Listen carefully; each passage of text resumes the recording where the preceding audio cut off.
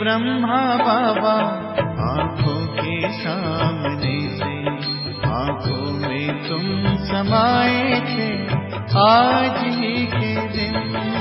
ओ प्राण प्यारे बाबा प्राणों को करके अर्पण संपूर्णता को पाए थे आज ही के दिन।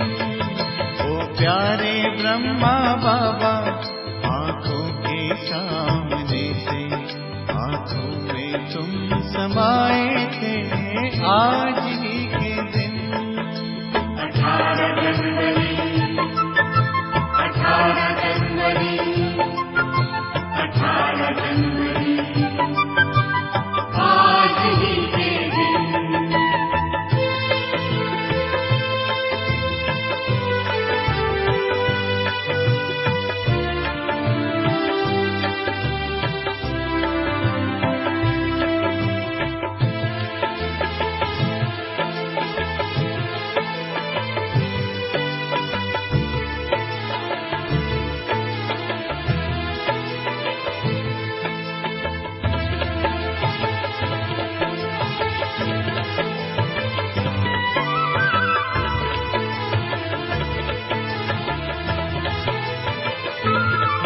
कहते हैं त्याग तप किसको सब करके वो सिखलाया। कहते ही नहीं थे बाबा सब करके भी दिखलाया। कहते हैं त्याग तप किसको सब करके वो सिखलाया। कहते ही नहीं थे बाबा सब करके भी दिखलाया। बन उदाहरण दिखलाए आज ही के दिन आंखों में। आज प्यारे बाबा की 6 तारीख के महावाक्य हैं। बाबा बोले, मीठे बच्चे, दान में दी हुई चीज कभी भी वापस नहीं लेना। वापस लेंगे तो आशीर्वाद के बदले श्राप मिल जाएगा।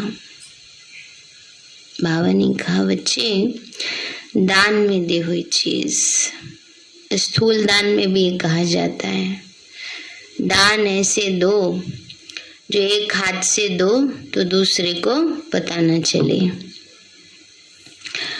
और स्थूल दान की तो बात है अलग, लेकिन जो संकल्प से दे दिया फिर वो वापस ना ले। इस पर पूरी राजा हरिश्चंद्र की कहानी बनी हुई है ना, कि एक बारी दे दिया था, स्वप्न में ही दिया था, उसके लिए उसने कितनी मेहनत की। तो बाबा भी हम बच्चों को यही सिखा रहे हैं कि बच्चे, जब बाबा से हमने प्रॉमिस कर लिया कि ये बुराई आज से हम बाबा को देते हैं, तो फिर वापस नहीं लेना है, बार बार उसके वशीभूत नहीं होना है। बाबा ने कहा, वापस लेंगे तो आशीर्वाद के बदले श्राप मिल जाएगा। प्रश्न है, कौन सा निश्चय पक्का हो जाए तो किसी भी विरोध का सामना कर सकते हैं। किस बात का अगर निश्चय पक्का हो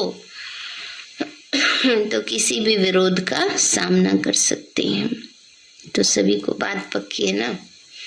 क्या पक्का हो? कि हमको भगवान मिला है। दुनिया में इंसान मिल जाए कोई विशेष पद पोजीशन वाला तो लोग किसी से नहीं डरते, और यहाँ कौन मिला है? भगवान मिला है। बाबा बोले, अगर निश्चय हो जाए कि हमको भगवान मिला है, उसे याद कर हमें विकर्म विनाश करने हैं, विश्व की बादशाही लेनी है, तो सब ऑपोजिशन खत्म हो जाएंगे, सामना करने की शक्ति आ जाएगी। निश्चय की कमी है तो मूंझ जाते हैं, फिर ज्ञान को छोड़ भक्ति में लग जाते हैं। गीत है, तुम्हें पाके हमने जहां पा लिया, जमी तो जमी आसमां पा लिया। ओम शांति। ये गीत कौन सुनते हैं? बच्चे सुनते हैं, वही अर्थ को भी समझते हैं। प्रजा भी जो सुनती है वह भी विश्व का मालिक बनती है। जैसे भारतवासी सब कहते हमारा भारत, वैसे वहां भी यथा राजा रानी तथा प्रजा सब समझते हैं विश्व के मालिक हैं। जैसे यूरोपवासी आए तो वह भी कहते कि हम हिंदुस्तान के मालिक है ना, गुलाम बना दिया हिंदुस्तान को। उस समय फिर हिंदुस्तानी नहीं कहेंगे कि हम हिंदुस्तान के मालिक, वह गुलाम थे। सारी राजाई उन्हीं के हाथ में थी। फिर हमारा राज्य भाग्य रावण ने छीना। अभी हमको अपना राज्य चाहिए। ये पराया राज्य है, गाया भी जाता है दूर देश के रहने वाले।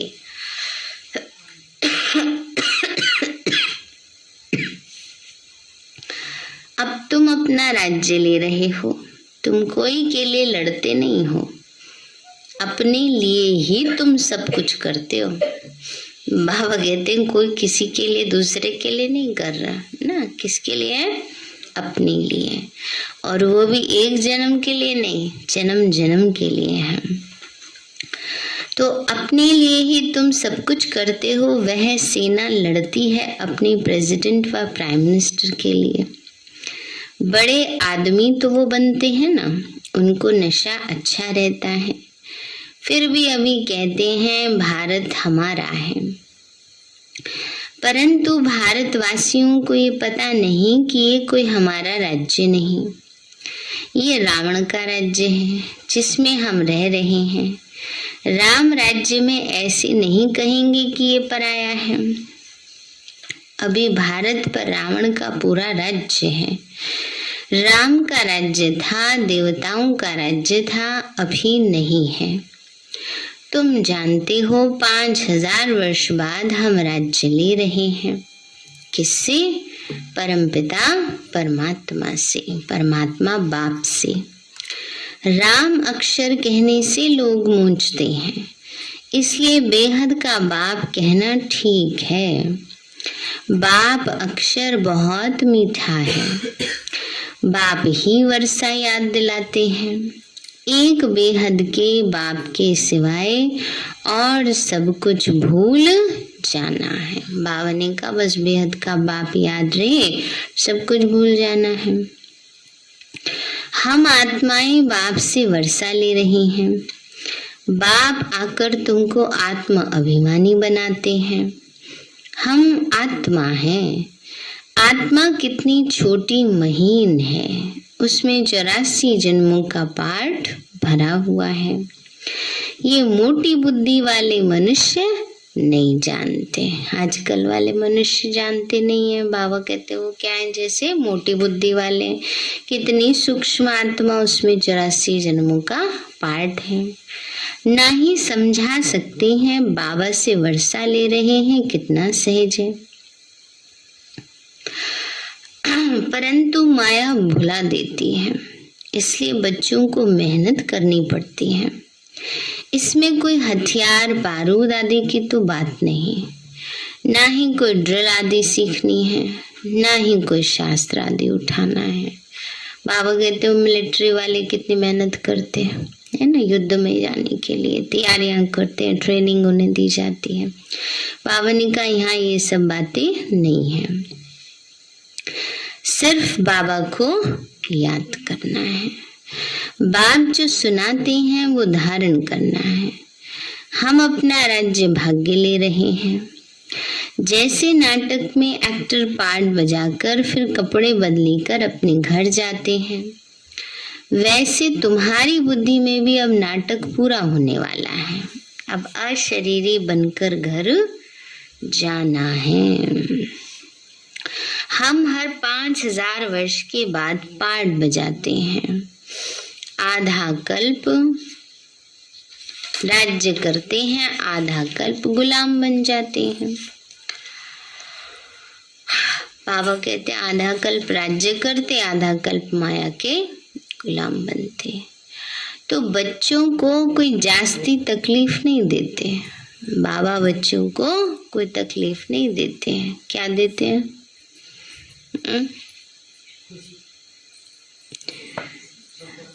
काम क्या देते हैं?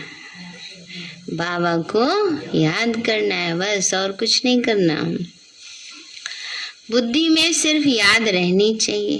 पुरुषार्थ कर जितना हो सके ये भूलना नहीं चाहिए। अब नाटक पूरा होता है, बाकी थोड़ा समय है, हमको जाना है। ऐसे ऐसे अपने साथ बातें करते तुम पावन बन वापस चले जाएंगे। हर एक बच्चा जान सकता है कि मैं बाबा को कितना याद करता हूँ, चाहे कोई चार्ट लिखे या ना लिखे।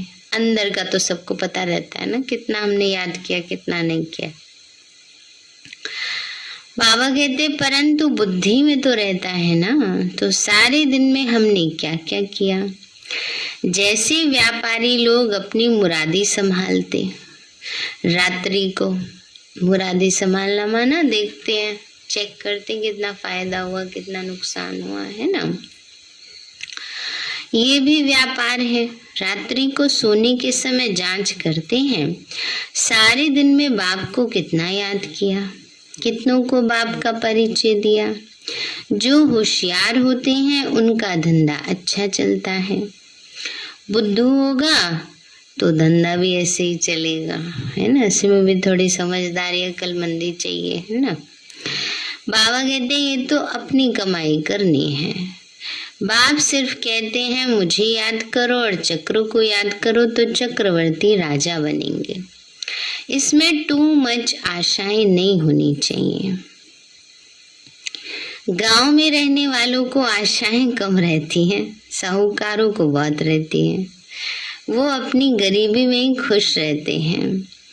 रोटला खाने पर हिर जाते हैं न, जैसा मिला रूखा सूखा उसी में खुश, है ना। बहुत ज्यादा इच्छाएं नहीं होती हैं। साहूकारों में इच्छाएं बहुत होती हैं। माँ बाप को ही तंग कर देते हैं। बाबा कहते हैं बच्चे फिर माँ बाप को ही तंग करते हैं अपनी इच्छाओं के कारण। बाबा तो अनुभवी है ना, गरीबों पर रहम भी आता है। गरीब देखेंगे इतना बड़ा आदमी ज्ञान सुनता है तो हम भी सुने। चित्र तो बाबा ने बहुत बनवाए हैं। कोई कहते हैं हमको सर्विस चाहिए। बाबा कहते हैं पहले तुम होशियार तो बनो। बाबा कहते हैं बच्चे होशियार तो बनो, तब तो बाबा सेवा दे। अब कई बार कईयों को सेवा दे दी जाती है, वो अच्छे ढंग से नहीं करते हैं तो क्या होगा, फिर उसका इम्पैक्ट अच्छा नहीं रहता ना दूसरों पर। इसलिए बाबा कहते हैं बच्चे पहले तुम होशियार तो बनो, फिर सर्विस पर जाओ। क्योंकि आजकल भक्ति का भी जोर है। एक तरफ समझाओ, दूसरी तरफ गुरुओं की चक्री चलती है, वो डरा देते हैं।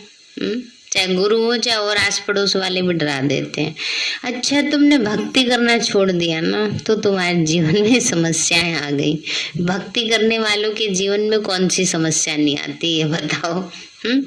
और हमने कब छोड़ा भक्ति, है ना। उनको बोलो हमने तो नहीं छोड़ी, हम तो और ही आगे बढ़ गए हैं।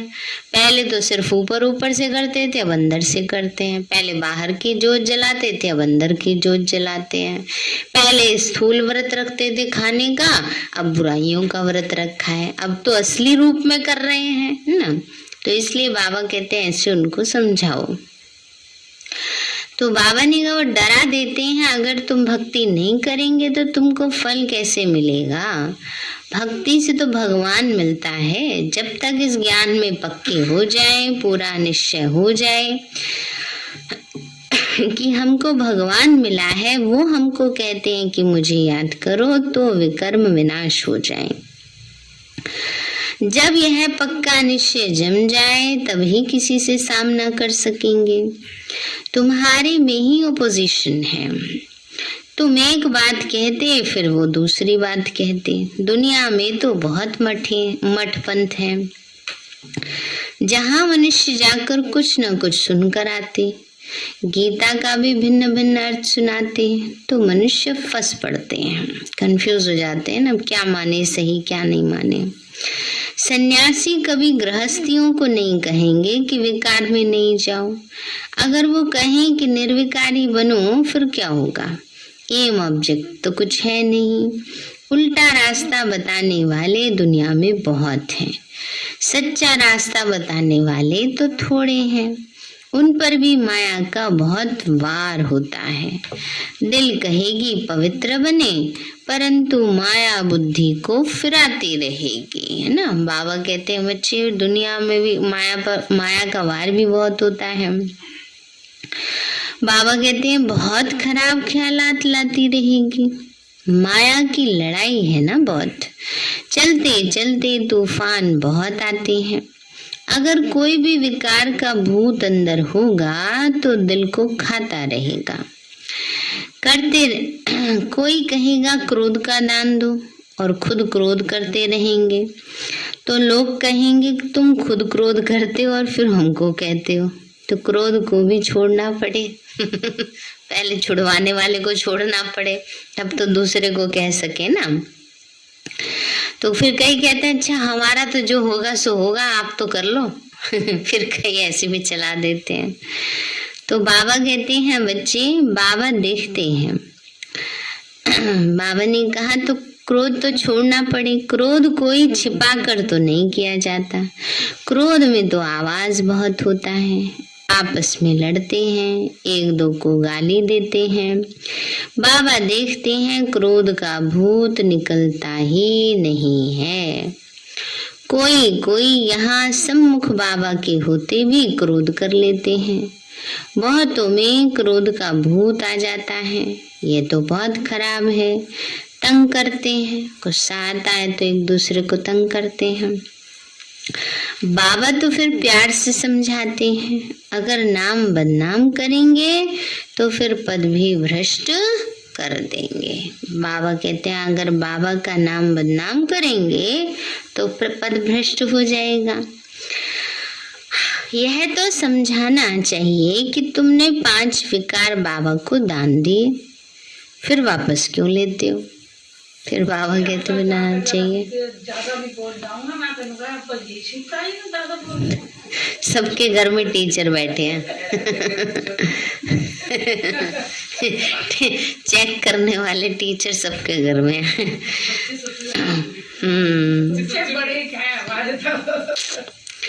तो बाबा कहते हैं बच्चे, तो ग्रहण बाबा ने कहा 5 विकार बाबा को दान दिए तो फिर वापस क्यों लेते हो? अगर फिर क्रोध कर लिया तो ग्रहण छूटेगा नहीं, वह फिर वृद्धि को पाता है। बाप की आशीर्वाद के बदले श्राप मिल जाता है, क्योंकि बाप के साथ धर्मराज भी है। ये भी ड्रामा में नूंद है। क्रोध करना ये भी पाप है। जिनमें 5 विकार हैं उनको पाप आत्मा कहा जाता है। सतयुग में है सब पुण्य आत्मा, वहाँ कोई पाप नहीं करते। अभी जन्म जन्मांतर के पापों का बोझा सिर पर बहुत है। पहले योग बल से कट करना है। माया बड़ी खराब है, लोभ बहुतों में है। कपड़े का, जूते का, पाई पैसे की लोभ की बात, पाई पैसे की बात का लोभ है। बाबा कहते हैं किसी किसी में कपड़े का, जूते का बड़ा लोभ है, तो झूठ बोलते रहते हैं। ये सब लोभ की निशानियां हैं। यहाँ तो सब कुछ मिलता है, बाहर में तो घर घर में खिटखिट लगी हुई है। संग भी बहुत खराब है। लोभ होता है, एक जोड़ी है, 2-3 जोड़ी तो और होनी चाहिए, ये लोभ बाबा कह रहे हैं। आ जाता है ना, है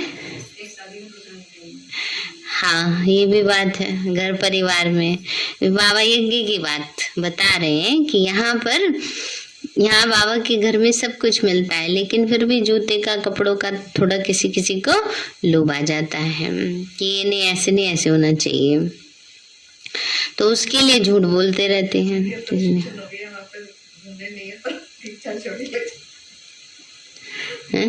बाबा के घर जाते हैं 4-5 दिन तो संग भी बहुत खराब है। नहीं, आप कुछ और समझ रहे हो, बाबा कुछ और समझा रहे हैं।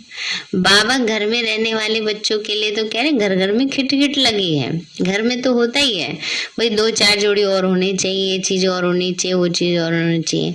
बाबा जो समर्पित बाबा के बच्चे घर में रहते हैं, बाबा के घर में रहते हैं, उनके लिए बाबा कह रहे हैं कि 1-2 हैं सीजन के लिए, कहेंगे तो पुराने हो गए, अब नया ये फैशन आया तो ऐसे हमारे पास होने चाहिए, तो संकल्प चलने लगते हैं ना, उस कारण से झूठ बोल लेंगे। फिर ये बाबा कह रहे हैं ना, कपड़ों के लिए भी अच्छा, ये वाले ऐसे तो है, अब हमारे तो एक ही ड्रेस है और उसमें भी लगता है फिर नहीं ऐसे होनी चाहिए, उसमें भी कई तरह के हो गए अभी, ये बाबा कह रहे हैं। तो बाबा ने कहा बाहर में तो घर घर में खिटखिट लगी हुई है, संग भी बहुत खराब है। पति ब्राह्मण तो स्त्री शूद्र, स्त्री ब्राह्मणी तो पति शूद्र। क्या मत देना घर जाके। मैं तो ब्राह्मणी बन गई हूँ और तुम शूद्र के शूद्र ही रह गए हैं। नहीं, बाबा तो समझा रहे हैं, ज्ञान में चल गए तो ब्राह्मणी बन गए, ज्ञान में नहीं चलते, अपोज करते हैं, तो जैसे दुनियावी हिसाब से कलयुग के शूद्र आत्माएं हो गई हैं, क्योंकि कलयुग में सबकी स्थिति शूद्र है ना, शूद्र वर्ण है। तो बाबा ने कहा घर में ही हंस और बगुले हैं, बहुत खिटपिट रहती हैं, तो अपने को शांत रखने की युक्ति रखनी होती है ना। फिर बाबा कहते हैं अगर ऐसा है तो अपने आप को शांत करने की, रखने की युक्ति रचो। ऐसे नहीं अब वो कर रहे हैं क्रोध, इसलिए हमने भी कर दिया, हमें भी गुस्सा आ गया देख करके, है ना, तो फिर फायदा क्या हुआ ना। इसलिए बाबा कहते हैं बच्चे घर में ही हंस और बगुले हैं, बहुत खिटपिट हो रहती है, तो अपने को शांत रखने की युक्ति रखनी होती है। घर बार छोड़ना भी बाबा अलाउ नहीं करते ना, छोटी छोटी बातों के लिए घर बार छोड़ के भाग जाओ, ये थोड़ी कोई समझदारी होती है। नहीं, बाबा कहते हैं ऐसे बहुत आश्रम हैं जहाँ बाल बच्चों सहित जाकर रहते हैं। फिर खिटपिट तो सब जगह होती है, खिटपिट कहाँ नहीं होगी, और सबसे ज्यादा खिटपिट तो खुद के कर्मों की है ना। कर्म आत्मा के, जहां पर चाहे दुनिया के किसी भी कोने में चले जाओ, कर्म मनुष्य का साथ जाता है। जो संस्कार के कारण खिटपिट हो रही है, वो संस्कार नहीं बदला तो कहीं भी जाओ कोई ना कोई आत्मा ऐसी मिल जाएगी खिटपिट करने वाली। इसलिए परिस्थितियों से कभी भी भागना नहीं चाहिए। तो बाबा कहते हैं घर बार छोड़ना बाबा अलाउ नहीं करते। बाबा कभी नहीं कहते माताएं घर में से रूस कर लड़ झगड़ करके आ जाए और कहें हम घर बार छोड़ आई, नहीं। बाबा कहते इतनी सी बात सहन नहीं कर सकती हो, है। अब लौकिक में भी देखो कितना सहन करते थे पहले वाले, आजकल वालों को तो खैर कुछ नहीं कह सकते। पहले वाले कितने सहन करते थे, अंत तक निभाने की कोशिश करते हैं। तो बाबा भी कहते हैं बच्चे ऐसे बहुत आश्रम में जहाँ पर जाकर रहते हैं, फिर खिटपिट तो सब जगह होती है, शांति कहाँ भी नहीं है। सच्ची सच्ची शांति, सुख, पवित्रता 21 जन्मों के लिए तुम बच्चों को अब मिल रही है, ऐसी मत और कोई दे न सके। बाबा कहते मैं कितना दूर देश से आता हूँ सर्विस करने, तुमको भी सर्विस करनी है। प्रदर्शनी मेले में बहुत नहीं समझ सकते, भले गवर्नर ओपनिंग करते, परंतु यह थोड़ी बुद्धि में आता कि इन्हों को परमात्मा पढ़ाते हैं ब्रह्मा द्वारा, जिससे विश्व का वर्षा मिलता है। सिर्फ कहते हैं हाँ अच्छा है, माताएं अच्छा कर्तव्य कर रही हैं, श्रेष्ठाचारी बना रही हैं। भले ये भी लिखते हैं कि मैं मानता हूँ कि गीता भगवान ने गाई, लिख दिया, परंतु बुद्धि में थोड़े बैठता है, ना ही पुरुषार्थ चलता है समझने का। तुम्हारी बुद्धि में है कि शिव बाबा ब्रह्मा द्वारा कहते कि मुझे याद करो तो तुम यह लक्ष्मी नारायण बनेंगे। ये पैगाम सबको सुनाना है। तुम पैगंबर के बच्चे हो और जो भी आते हैं वो धर्म स्थापक हैं। तुम सबको ये मैसेज सुनाओ कि बाबा स्वर्ग नई दुनिया की स्थापना कर रहे हैं। बाबा कहते अगर तुम मुझे याद करेंगे और पवित्र रहेंगे तो तुम भी स्वर्ग के मालिक बन जाएंगे। घड़ी घड़ी ख्यालात चलने चाहिए। कच्ची अवस्था होने के कारण धंधे धूरी में जाते हैं तो सब कुछ भूल जाते हैं। वो सारी बातें योग में बैठते टाइम नहीं भूलेंगे, लेकिन ज्ञान की सारी बातें घर में जाते ही भूल जाते हैं। तो आज से क्या करना है? चेंज करना है ना। तो बाबा ने कहा बच्चे फिर जो कुछ महावाक्य सुनते वह भी व्यर्थ नहीं जाते। एक एक रतन कम नहीं है। एक रतन भी स्वर्ग का मालिक बना सकते हैं। गाते भी हैं भारत हमारा बहुत ऊंचा देश है।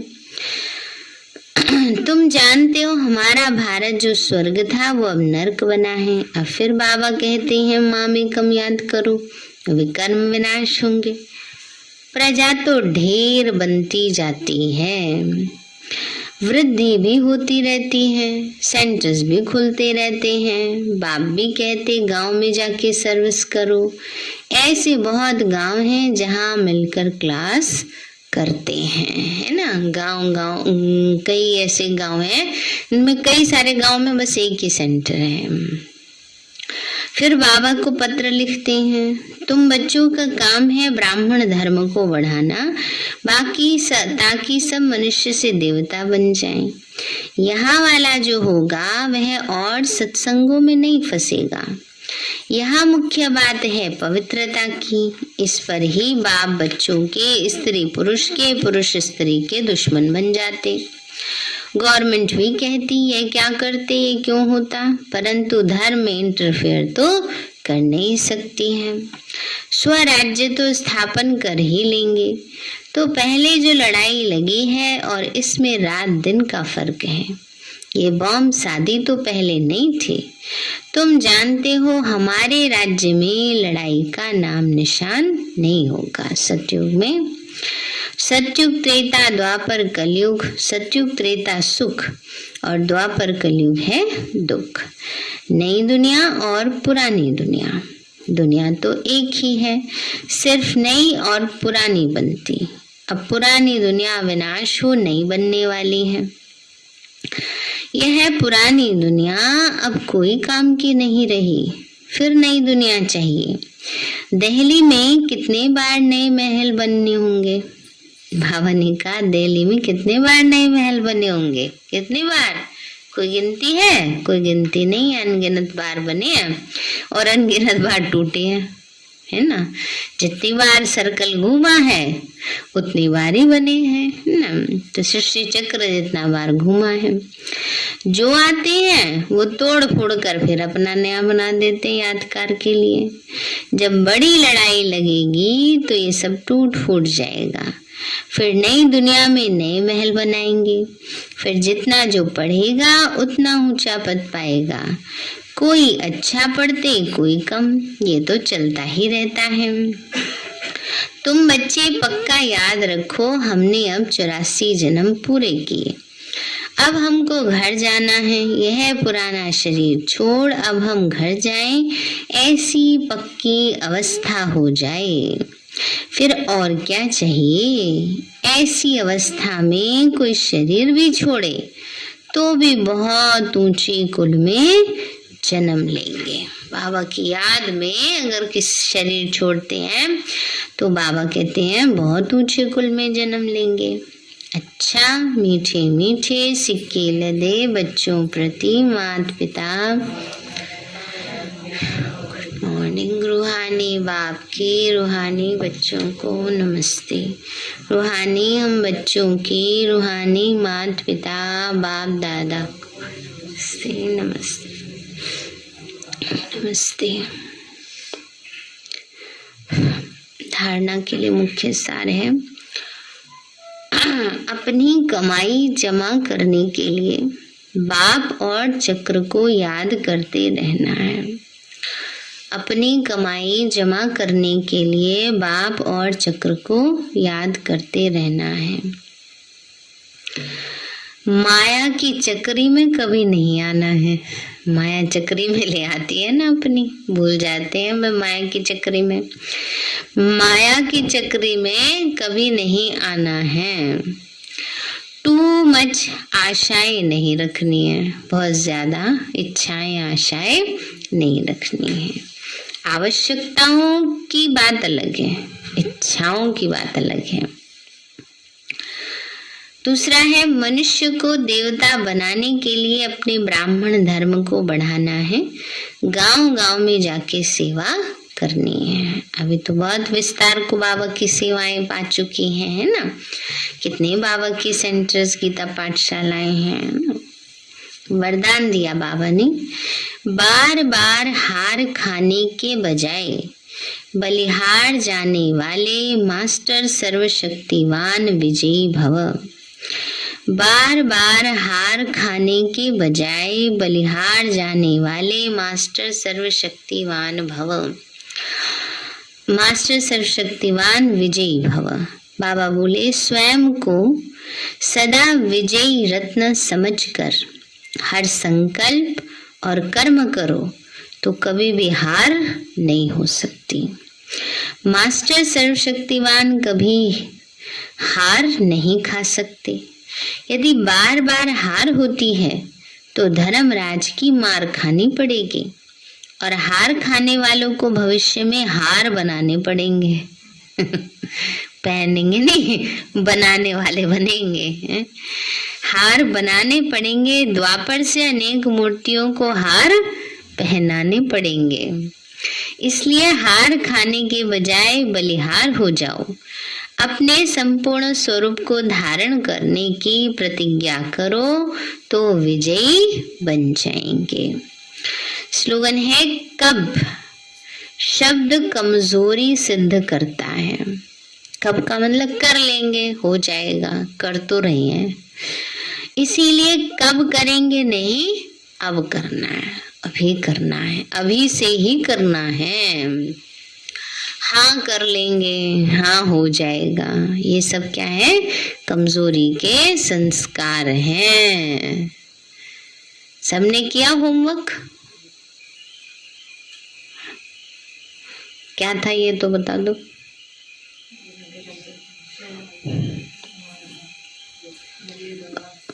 और अच्छा, संजय भाई होमवर्क बताया नहीं बताया? बताया नहीं या किया नहीं? तो उनको बताना चाहिए था। क्या क्या होमवर्क था, किया भाई जी? 2 बारी मुरली पढ़नी है, सुननी है। चलो पढ़ो, नहीं सुनो। 2 घंटे बैठ के योग करना है, एक सवेरे एक शाम, मतलब जैसे अपने अनुसार सुविधा अनुसार आधा घंटे में बांट लो, 1 घंटे में बांट लो। और 5 स्वरूपों का अभ्यास करना है। 8 बार, 8 बार किया 5 स्वरूपों का सोमान का अभ्यास नहीं, 5 स्वरूपों का अभ्यास जरूर करो, उससे बहुत सारे विकर्म विनाश हो जाते हैं। कौन सा वाला? मैं परम धाम में हूँ, फिर मैं सतयुग में हूँ, फिर मैं दुर्गा हूँ। हाँ, तो उसको 8 बार करना है ना। तो ये वाला अभ्यास 8 बार करो। हाँ, 12 बारी करना है। मैं भी बिंदी, मेरा 12वां भी बिंदी, ये तो सबसे सहज है, उसको तो बहुत बार कर सकते हैं, है ना। मैं भी बिंदी और मेरा बाबा भी बिंदी, बस बिंदी बाबा से टच होके आ जाओ। ऐसे अनुभव करो, मैं बिंदी, बाबा को टच किया, फिर आ गई। और मैं फरिश्ता बाबा के सामने हूँ, बाप दादा शिव बाबा और ब्रह्मा बाबा। योग में बैठने से संकल्प तो आ जाएगा। अरे तो पुरुषार्थ करो तभी तो भागेंगे। यही करो, जैसा तुम्हारा देखो लगे चाहे नहीं लगे, योग बैठना जरूर है, कोई बहाना नहीं देना। परमधाम की अवस्था में जब जाते हैं तो उसमें थोड़ा हेडेक, ज्यादा लंबी अवस्था में जाने में हेडेक होता है। दिमाग कमजोर है इसलिए हो रहा है। अनुभव नहीं है ना, तो इतनी ज्यादा लंबे टाइम रहना नहीं चाहिए। नील अवस्था आने लगती है तो वो भारीपन आ जाता है, चेंज कर लो उसको।